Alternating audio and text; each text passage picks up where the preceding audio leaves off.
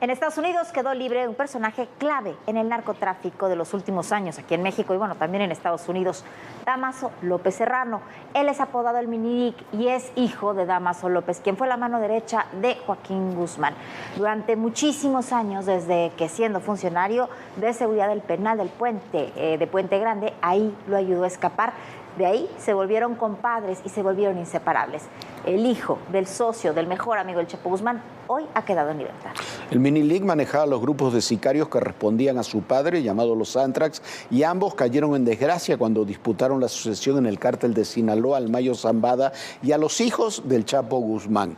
Por divulgar esas disputas, el Minilic ordenó asesinar al periodista Javier Valdés, pero poco después decidió entregarse a las autoridades de Estados Unidos y convertirse en testigo protegido. México sigue reclamando su extradición. Dámaso López Serrano, alias el Minilic, salió de prisión luego de que una juez de la Corte del Distrito Sur de California determinó que si bien este personaje cometió daños como miembro del cártel de Sinaloa, operó de manera importante con las autoridades de Estados Unidos. El viernes 16 de septiembre, López Serrano compareció en audiencia para recibir sentencia por conspiración para distribuir metanfetamina, heroína y cocaína, cargos por los que en 2018 se declaró culpable. Se le condenó a 72 meses de prisión, misma que cumplió debido a que desde julio de 2017 se entregó a la Administración para el Control de Drogas, la DEA, para no ser asesinado por los hijos del Chapo, con quienes él y su padre se confrontan por el mando del cártel de Sinaloa. Incluso, su entrega fue a petición de Dámaso López Núñez, el licenciado, debido a que consideró que su hijo estaba a merced del Mayo Zambada y los Chapitos. El licenciado fue mano derecha de Joaquín el Chapo Guzmán desde que era funcionario de seguridad en el penal de Puente Grande, de donde lo ayudó a escapar en 2001. También intervino junto con Emma Coronel en la fuga del Chapo del penal del Altiplano en 2015. En mayo de 2017 fue detenido en un lujoso desarrollo residencial de la Ciudad de México y poco más de un año después fue extraditado a Virginia, Estados Unidos. Cuando Dámaso, el licenciado, fue detenido, no se ablandó rápidamente. Comenzó amenazando a los funcionarios que habían dado con él. Con el paso de las horas quiso negociar su seguridad. No quería ir al mismo reclusorio que el Chapo. Quería garantizar la seguridad de su hijo, el Minilic, porque afirmaba que si no lo iban a matar. Tenía razón. A los pocos días comenzó a caer la estructura de protección del joven López Serrano. Primero cayeron sus custodios y miembros de los Antrax en un operativo en Tláhuac. El licenciado tenía razón. Comenzaron a reportarse ajustes de cuentas en Sinaloa en 2017 entre los Juniors, que hasta poco antes habían sido casi familia, los hijos del Chapo y el de Dámaso. El origen del enfrentamiento, que costó decenas de muertos, era porque los Chapitos consideraban que el corrido que le habían hecho al Minilic como jefe de los Antrax era mejor que el que le habían compuesto a ellos. En octubre de 2021, reportes periodísticos indicaron que el licenciado ya no se encontraba en la lista de presos del Buró Federal Penitenciario, por lo que este hombre podría estar libre. López Núñez se convirtió en uno de los testigos estrella de la Fiscalía estadounidense en el juicio contra Joaquín el Chapo Guzmán. En 3 ocasiones testificó en contra de su compadre en la Corte Federal de Brooklyn, donde dio detalles de las operaciones del cártel de Sinaloa. Además, aseguró que los hijos de Guzmán Loera mandaron a matar al periodista mexicano Javier Valdés Cárdenas. En México, es Dámaso López Serrano quien está acusado formalmente por el asesinato de Valdés Cárdenas el 15 de mayo de 2017. Un crimen cometido en medio de la pugna entre esta facción del cártel de Sinaloa con los hijos de Joaquín Guzmán. La investigación señala que el Minilic mandó a matar a Javier Valdés por un reportaje sobre narcotráfico que escribió. El periodista documentó la pugna interna en el cártel de Sinaloa, derivada por la disputa entre facciones de la organización criminal por hacerse del liderazgo que dejó Joaquín Guzmán Loera. En 2020, la Fiscalía General de la República obtuvo una orden de aprehensión en contra del Minilic por su presunta responsabilidad en la autoría intelectual del asesinato del periodista, fundador del semanario Río 12. Y sobre los autores materiales del crimen, sentenciaron a Heriberto Picos, el Koala, y a Juan Francisco Picos Barrueta. Bueno, la justicia aquí es desconcertante en muchas ocasiones, pero en Estados Unidos también. Este joven, ya no tan joven, el Minilic, estuvo menos de 5 años, 4 años, en prisión poco más de 4 años. Su condena era de 6, pagó $1 millón en efectivo como multa, como sanción, y lo dejaron en libertad. Su papá aparentemente también está en libertad. Otros personajes importantísimos del narcotráfico, como Vicente Zambada, el hermano del Mayo Zambada, también está en libertad. Y tienes una y otra vez a personajes que, como colaboran con las autoridades, quedan con penas mínimas. El Minilic, además de ser hijo de Dámaso López, del licenciado, era un personaje que fue el jefe de los Antrax. Los Antrax fueron uno de los grupos más violentos de sicarios que hubo durante el sexenio pasado en este país. Y todo eso parece que se olvida. Evidentemente, México ha pedido la extradición del Minilic, pero no se ve que Estados Unidos la vaya a conceder. Y no se ve que la vaya a conceder tampoco porque, por otra parte, nosotros como país no estamos concediendo extradiciones que ellos solicitan, como la de Caro Quintero. Pero estas historias siguen presentándose y desconcierta el trato que se le da a ciertos criminales cuando simplemente se convierten en testigos protegidos, porque no son equivalentes los crímenes que cometieron con las penas que finalmente sufren. Bueno, Jorge, y referente a Dámaso López, al Minilic, nos platicaba un alto funcionario cuando fue detenido que Dámaso López le habían hecho algún pacto, habían platicado que le habían hecho un pacto entre Dámaso y Joaquín El Chapo Guzmán, que le habían dicho siempre las autoridades van a tratar de ponernos en contra. Firma, nosotros jamás nos vamos a poner en contra, somos compadres, somos los mejores amigos, somos cómplices de toda la vida, que lo eran. ¿Y qué acaba pasando finalmente? Pues Dámaso López, el compadre, mejor amigo que nunca iba a traicionar al Chapo, acaba siendo uno de los testigos principales en el juicio que se llevó a cabo en contra de Joaquín El Chapo Guzmán en Brooklyn. Los chavos, tanto el hijo de Dámaso y con los hijos de Joaquín El Chapo Guzmán, acaban teniendo un pleito intensísimo, y la realidad es que Dámaso hijo, el Minilic, no se llama Dámaso, pero bueno, el Minilic se entrega directamente a las autoridades estadounidenses, pactando ser testigo protegido, pero sobre todo porque tenía miedo ser asesinado por los hijos de Joaquín El Chapo Guzmán, y ahí es cuando siendo y se acoge esta figura de testigo protegido y suelta toda la sopa, delata a todos los amigos de su papá, compadres, todos los que habían trabajado en la organización, y bueno, por eso hoy ha obtenido, en estos días obtuvo su libertad, y hay que ver qué pasa, y hay que ver a dónde llega este chavo, porque no va a ser fácil que regrese a México. Sin lugar a dudas tiene cuentas pendientes con muchos criminales, porque han de estar muy enojados que los haya delatado.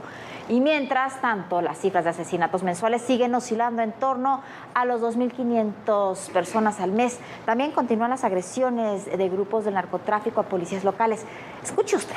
Ayer se registraron ataques en Jalisco, pero este es particularmente terrible en Nuevo León, donde emboscaron un convoy de niños y padres que iban a vacunarse a los Estados Unidos y que estaban custodiados por la fuerza local. En Guanajuato también hubo un fin de semana terrible con más de 20 muertos, y en Guerrero en unas horas asesinaron a 4 mujeres. Así estuvieron estos días.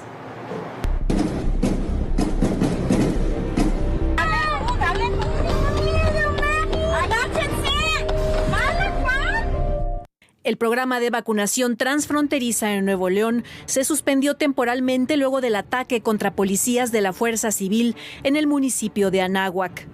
De acuerdo con autoridades, el grupo armado se sintió sorprendido, por lo que disparó a los elementos de seguridad que viajaban cerca del convoy de la policía, que custodiaba a jóvenes y niños que se dirigían al Puente Colombia para vacunarse. La agresión terminó por involucrar a los uniformados que resguardaban la caravana. 3 policías resultaron lesionados. 1 murió en el hospital. En el operativo, donde participaron elementos del Ejército y la Guardia Nacional, fueron detenidos 2 hombres. Uno de ellos, Jesús N., de 44 años, identificado como jefe de plaza de un grupo delictivo en Anáhuac, por lo que es considerado objetivo prioritario. En los últimos 3 meses, al menos 7 policías de la corporación estatal murieron por embates del crimen organizado. En Jalisco, también fueron atacados 4 policías de Lagos de Moreno. 3 de ellos fueron heridos de bala. En un comunicado, la Fiscalía informó que el ataque ocurrió cuando los oficiales circulaban sobre la carretera Lagos de Moreno, Unión de San Antonio. Al llegar a la colonia La Forestal, fueron atacados por hombres armados en una camioneta. El oficial que resultó ileso tomó el control de la patrulla y trasladó a sus compañeros heridos. En los últimos 8 días, elementos de la policía municipal fueron atacados en 3 ocasiones. Entre los heridos está el subdirector de la policía. Es parte de la violencia que se vive en varias entidades y que en agosto registró 2.624 homicidios dolosos, de acuerdo con la Secretaría de Seguridad y Protección Ciudadana. Tan solo este fin de semana largo se contabilizaron 250 homicidios en todo el país, de los cuales 39 ocurrieron en Guanajuato. En varias comunidades del estado hubo hechos violentos, los cuales dejaron 20 personas muertas en un solo día. El sábado, un comando irrumpió en 2 domicilios de los municipios de Silao y Romita. En uno de ellos, hombres armados ingresaron a una casa y dispararon contra 2 mujeres y 2 hombres. Después, el comando se dirigió a la comunidad de El Escoplo, en Romita. Ahí asesinaron a 6 personas y dejaron 4 lesionadas de gravedad. La camioneta en que viajaban los sujetos armados fue encontrada en llamas en los límites de Romita y Silao. Mientras tanto, en Guerrero, 4 mujeres fueron asesinadas en menos de 6 horas. En Chilpancingo, Jessica N., de 31 años, fue atacada en su domicilio y después le prendieron fuego. En la colonia La Mica, en Acapulco, 2 mujeres fueron asesinadas a balazos. Una de ellas cargaba a un bebé de 7 meses, quien resultó herido.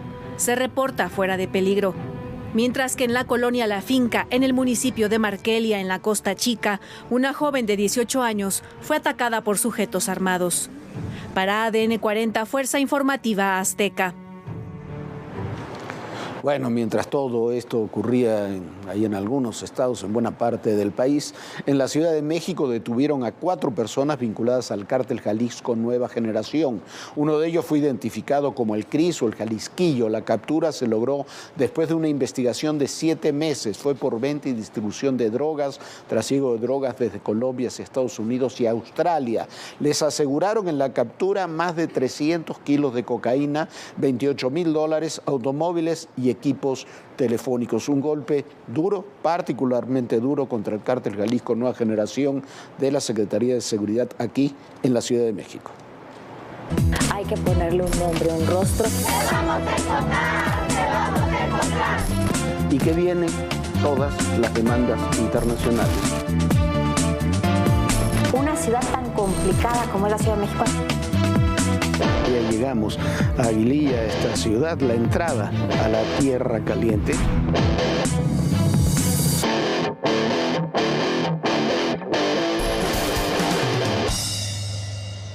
Y mañana se votará en el Pleno del Senado la reforma constitucional para permitir la participación de las Fuerzas Armadas en temas de seguridad pública hasta el 2028.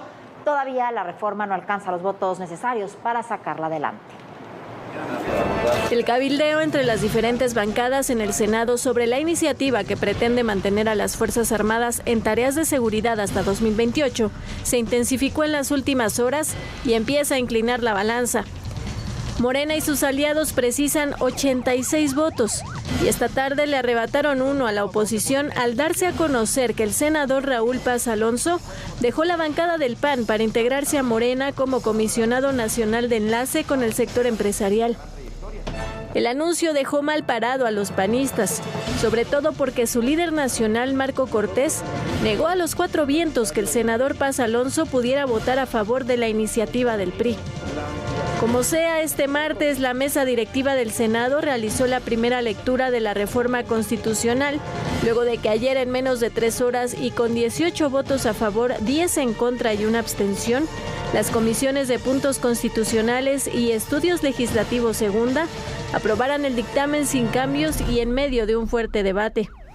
Lo digo con todas sus letras, porque lo que nos parece es que es una vil simulación, porque en el fondo no hay ningún replanteamiento del cambio en la estrategia de seguridad.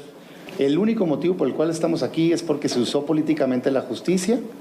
El coordinador de los senadores de Morena, Ricardo Monreal, reconoció que aún no cuenta con los votos necesarios para que la reforma sea aprobada.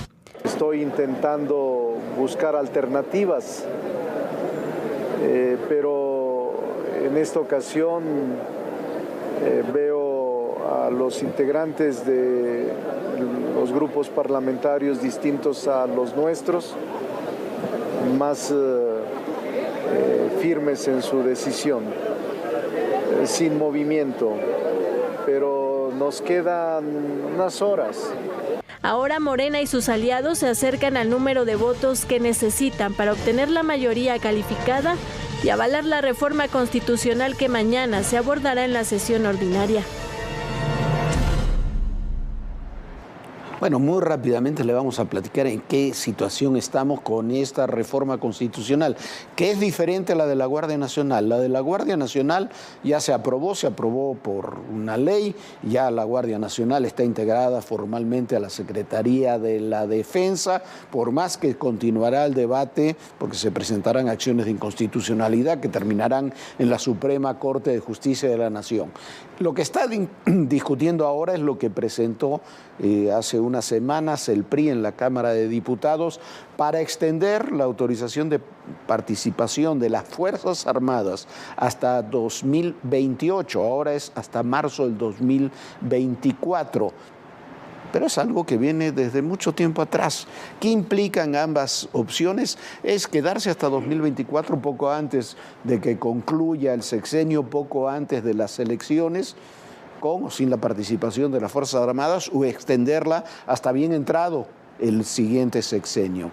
Me parece que el tema no está siendo debatido como se necesita y como se quiere y como el país lo requiere. ¿Por qué? Porque no tenemos una estrategia, no la tenemos desde hace muchos años sobre las policías y la seguridad que queremos. Mire usted, Vicente Fox, cuando fue presidente, implementó, le dio mucha fuerza a la Policía Federal Preventiva y por otra parte creó la Agencia Federal de Investigaciones en la Procuraduría General de la República. Nunca se llevaron bien. En la Policía Federal Preventiva el jefe era el ahora fiscal Alejandro Gers Manero, la Agencia Federal de Investigaciones la manejaba Genaro García Luna. Nunca funcionó eso bien. Cuando llegó el presidente Calderón se institucionalizó ya no como Policía Federal Preventiva, sino como Policía Federal, y ahí se fue Genaro García Luna con buena parte de los mandos que tenía la Agencia Federal de Investigación y mandos militares o militares retirados que también se integraron a la Policía Federal. Llegó 6 años después Peña Nieto y además de la Policía Federal se creó la Gendarmería. La idea original de la Gendarmería era exactamente la misma que tienen ahora con la Guardia Nacional.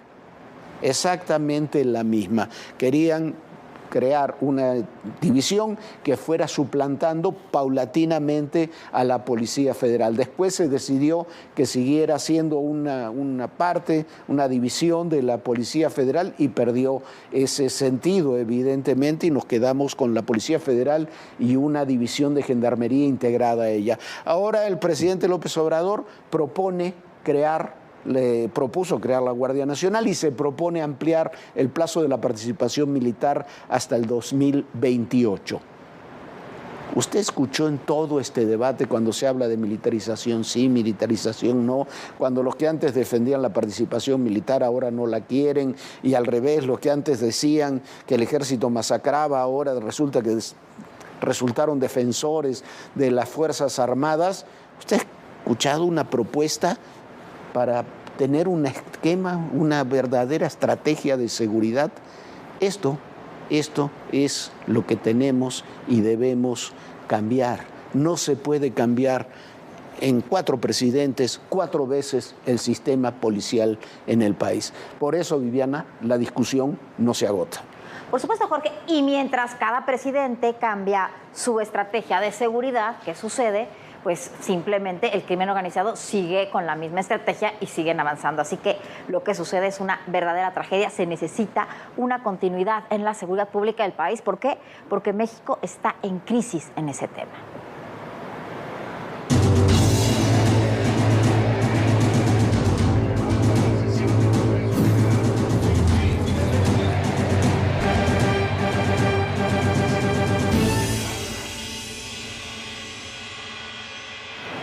Semana agitada para los presuntos aspirantes de Morena a la presidencia en el 2024.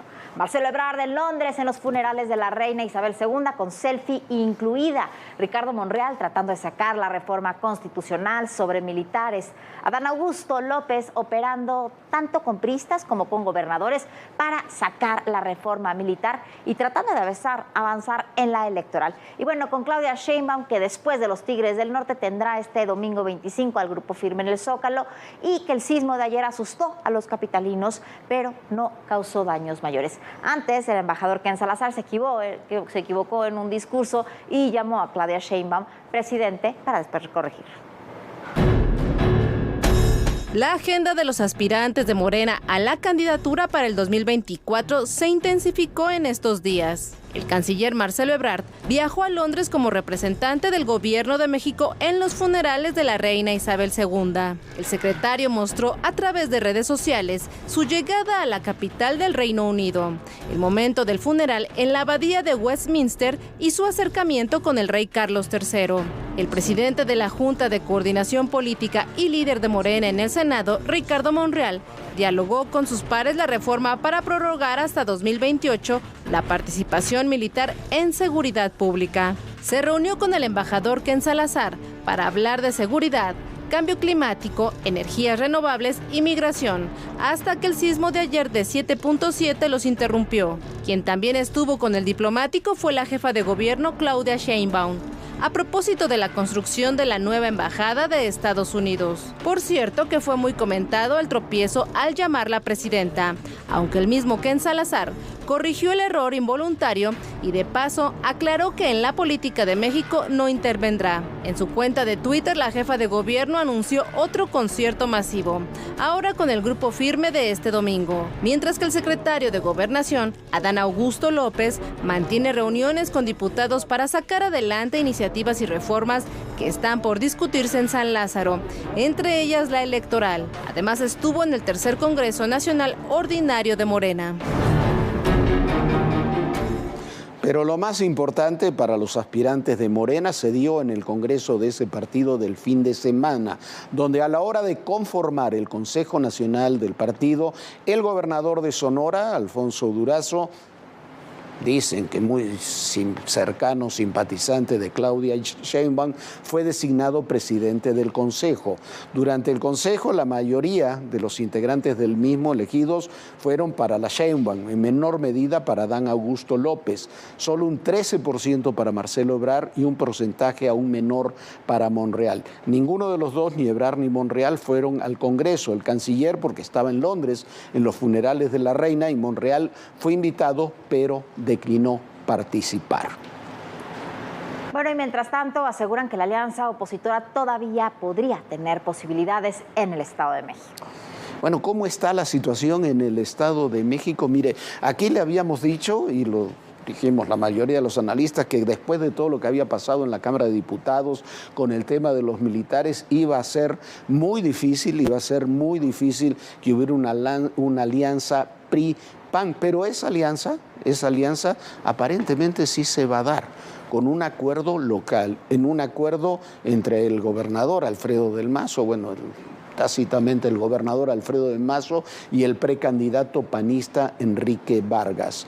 Poco la idea sería que hubiera una candidata, será Alejandra del Moral o Alanilia Herrera, una candidata del PRI.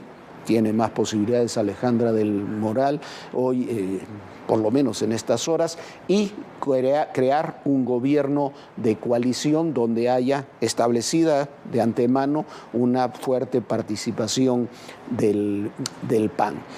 La candidatura para el Senado en 2024 es algo que también se ha analizado, pero no está todavía, nos aseguran, en la mesa de las negociaciones. Lo que sí está confirmado es que la negociación entre el priismo mexiquense y el precandidato panista sí se está dando y sí puede avanzar. Mucho dependerá de lo que ocurra el día de mañana en el Senado de la República. ¿Por qué? Porque se tienen que definir muchas cosas que no tienen nada que ver con la seguridad.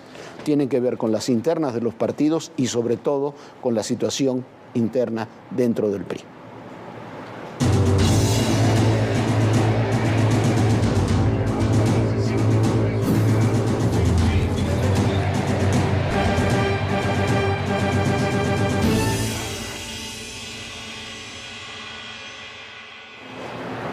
El sismo de ayer ha dejado decenas de inmuebles afectados y 2 personas fallecidas en Colima. Habrá declaratoria de zona de desastre para 4 municipios de Michoacán. Van ya 850 réplicas y bueno, esto es parte del recuento de los daños. Así lucen varias casas y negocios en Cualcomán, Michoacán, luego de resultar afectados por el sismo de 7.7. Algunos de estos inmuebles sufrieron desprendimiento de bardas o cuarteaduras importantes. A la explanada del Palacio Municipal llega la gente a reportar estas afectaciones. El balance es de 26 personas lesionadas, solo una mujer sigue hospitalizada, 3,000 viviendas con daños, 600 de ellas colapsadas, sin ninguna persona fallecida. El gobernador del estado, Alfredo Ramírez Bedoya, indicó que serán declaradas zonas de desastre 4 municipios: Coahuayana, Aquila, Cualcomán y Chinicuila. Mientras que en Colima suman 2 personas fallecidas por el sismo. A las 3 de la mañana con 17 minutos de este martes se volvió a cimbrar la tierra en Colima. El epicentro fue al sur de Tecomán. La magnitud 5.8. Personas que se encontraban en hogares y hoteles de Manzanillo desalojaron los inmuebles. Las afectaciones también se reportaron en Jalisco, donde la zona metropolitana de Guadalajara comenzaron a reportar grietas en sus viviendas. En la Ciudad de México quedó cerrada de forma temporal el puente El Yaqui, en la alcaldía Coajimalpa, debido a que se detectó un desprendimiento de concreto. Otro puente que cerró fue el que va de Interlomas a Bosque Real, en Huixquilucan, Estado de México. Esto como medida preventiva para descartar daño estructural. Bueno, ya nos vamos, pero antes lo queremos invitar a que se unan a nuestras redes sociales. Es muy fácil, como siempre le cuento, puede simplemente consultar este símbolo QR, lo lleva directo a todos los reportajes y temas especiales que tenemos de Todo Personal, y ahí puede revisar todo lo que la plataforma de YouTube le ofrece en los reportajes de Todo Personal. Descanse, sueñe bonito, nos vemos por supuesto mañana a las 11 de la noche. Tenga una gran noche. Buenas noches, Jorge. Buenas noches, Viviana, y recuerden, el poder y en la política todo, pero absolutamente todo es personal. Gracias.